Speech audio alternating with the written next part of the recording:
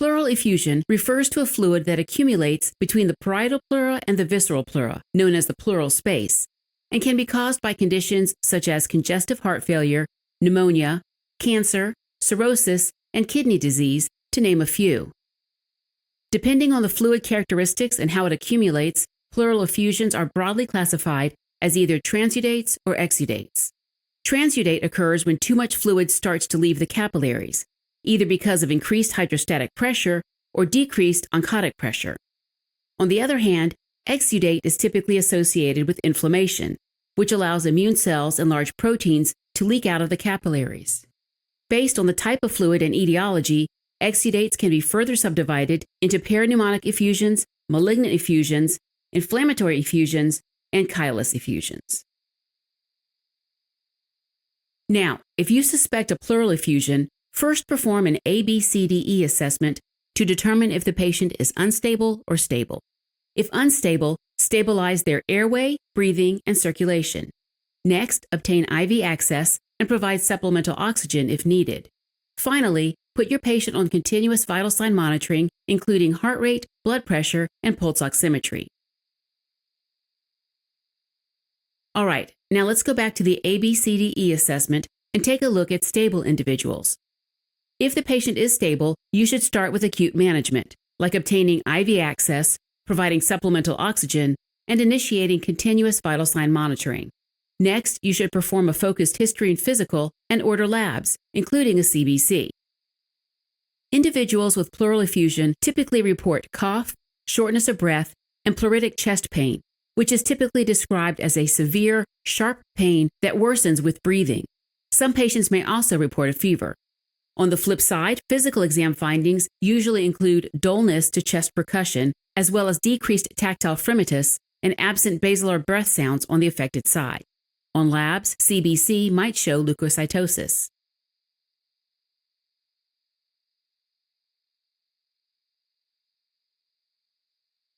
At this point, you should suspect pleural effusion, so order an imaging study, including a chest X-ray, point-of-care ultrasound or POCUS, or a CT to confirm the diagnosis.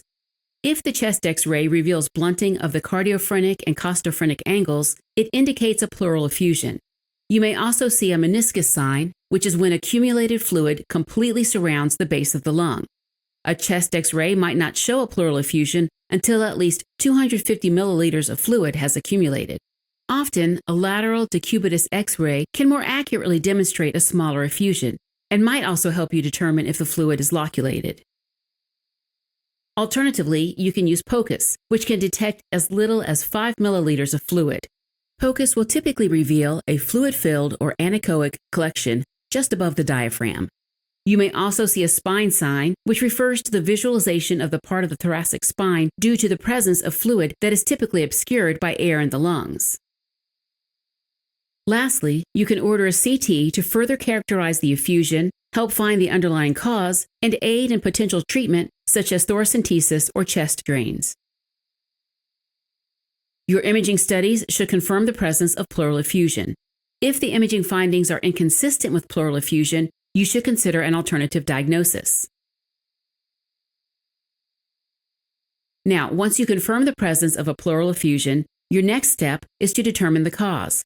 First, assess whether or not your patient has congestive heart failure, or CHF for short. Physical exam findings, such as tachypnea, jugular venous distension, peripheral edema, rales, or an S3 heart sound, are highly suggestive of CHF. In this case, start CHF management, typically with diuretics. Next, assess the patient's response to treatment. If there's an adequate response to the diuretics, meaning the amount of pleural fluid is reduced, continue current management. However, if your patient has an inadequate response with no reduction of pleural fluid, proceed with a therapeutic thoracentesis. Here's a clinical pearl. Large effusions may reaccumulate despite therapeutic thoracentesis. If this is the case, your patient may need to be evaluated by the surgery team for a chest tube or video-assisted thoracoscopic surgery, or VATs for short. Okay, now let's take a look at individuals that present with findings inconsistent with congestive heart failure. In this case, proceed with diagnostic and therapeutic thoracentesis. This includes removing accumulated fluid from the pleural cavity and sending it for lab analysis. Be sure to order a cell count with differential, total protein, LDH, glucose, and cholesterol and triglycerides. At the same time, order serum, total protein, and LDH. Okay, so once the lab results are back, analyze the pleural fluid by using the Light's criteria fluid analysis. This will determine whether the pleural fluid is a transudate or an exudate. There are 3 criteria, which are the ratio of pleural protein, or P protein, to serum protein, or S protein, the ratio of pleural LDH, or PLDH, to serum LDH, or SLDH, and pleural fluid LDH levels. So, in transudates, the ratio of pleural protein to serum protein is less than 0.5, pleural LDH to serum LDH is less than 0.6, or pleural fluid LDH is less than 2/3 of the high normal level for serum LDH. If any of these conditions are present, you can diagnose disease-specific effusion. Transudative fluid is often a result of conditions that can lower oncotic pressure and increase hydrostatic pressure in the pleural space, such as CHF, cirrhosis, or nephrotic syndrome. If the patient has a transudate, it's important to treat the underlying cause. Here's a clinical pearl to keep in mind. If the patient has a transudate, but it's still not clear whether they have CHF, you can order a test called the Pleural NT Pro-BNP. If the value is greater than 1,300 to 4,000 picograms per milliliter, it confirms a CHF diagnosis. Otherwise, potential causes include hypoalbuminemia, hepatic hydrothorax, or peritoneal dialysis. Okay, now that we've reviewed transudates, let's switch our focus to exudates. In this case, the ratio of pleural protein to serum protein is greater than 0.5, the ratio of pleural LDH to serum LDH is greater than 0.6, or pleural LDH is greater than 2/3 of the high normal level for serum LDH. Keep in mind that a pleural effusion is considered an exudate if any of those 3 criteria are met. An exudate occurs when there's increased capillary permeability and compromised lymphatic drainage. Important causes of exudative effusion include malignancy, pneumonia, tuberculosis, ARDS, pancreatitis, or trauma. If the effusion is an exudate, your next step is to determine the type of exudate. The most common ones include peripneumonic effusion, malignant effusion, inflammatory effusion, or chylous effusion. So order additional pleural fluid studies like cytology and gram stain. You may also need to order pleural fluid amylase and rheumatoid factor.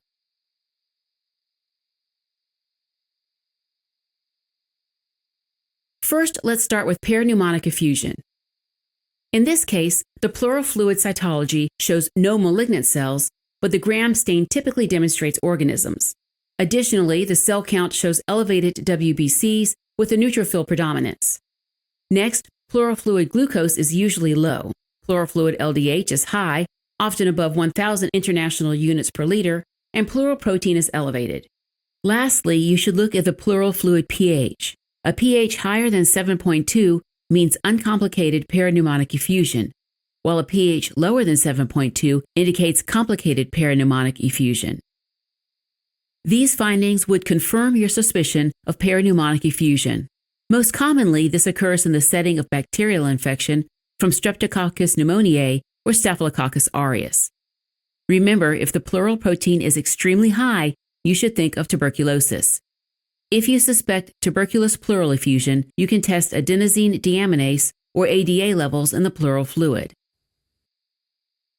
Once you diagnose peripneumonic effusion, you need to start treatment with antibiotics.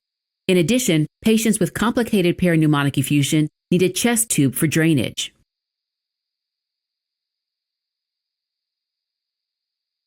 Next, let's look at a malignant effusion. Cytology will be positive for malignant cells, but there will be no organisms on gram stain. The cell count will show increased WBCs with a lymphocyte predominance. The glucose might be decreased, while the pleural LDH is typically elevated, often over 1,000 international units per liter. Keep in mind that once you diagnose malignant effusion, it's essential to identify and treat the underlying malignancy, which is usually identified with cytology, but inconclusive cases may require additional imaging and biopsy.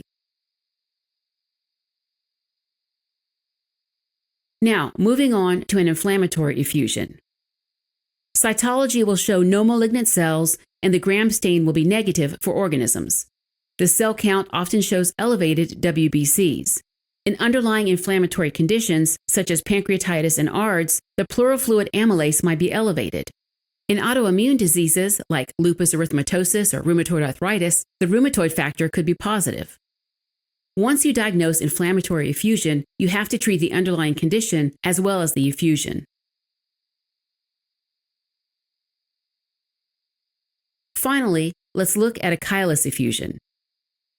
Cytology will reveal no malignant cells, and the Gram stain will be negative for organisms. However, the pleural fluid cholesterol and triglycerides are often elevated. In addition, you may notice a milky white pleural fluid as opposed to the normal straw-colored pleural fluid. This is typically due to a chylothorax, or leakage of lymphatic fluid into the thoracic cavity. If so, diagnose chylous effusion and treat the source of chylous fluid as well as the effusion. One last clinical pearl. This one's about other tests that can be performed on the pleural fluid to determine etiology. If you suspect esophageal rupture, the presence of amylase in pleural fluid is diagnostic. On the other hand, a diagnosis of hemothorax can be made if the pleural fluid hematocrit is more than 0.5 times that of serum hematocrit. All right, as a quick recap, if you suspect pleural effusion, order imaging, such as a chest X-ray, POCUS, or CT, to rule out or confirm the diagnosis. Once you confirm the diagnosis, assess for underlying causes, like CHF. If physical exam findings are consistent with CHF, treat with diuretics and assess the patient's response. If adequate, continue current management, and if inadequate, perform a therapeutic thoracentesis. On the other hand, if there are no signs of CHF, perform diagnostic and therapeutic thoracentesis using Light's criteria to see if the fluid is a transudate or exudate. Transudative effusions are typically associated with CHF, cirrhosis, or nephrotic syndrome, so make sure to treat the underlying cause. On the flip side, exudative effusions include peripneumonic effusions caused by bacterial infections, malignant effusions caused by underlying malignancy, inflammatory effusions caused by ARDS, pancreatitis, or autoimmune diseases, or chylous effusions from chylothorax. In any case, treat the underlying cause as well as the effusion.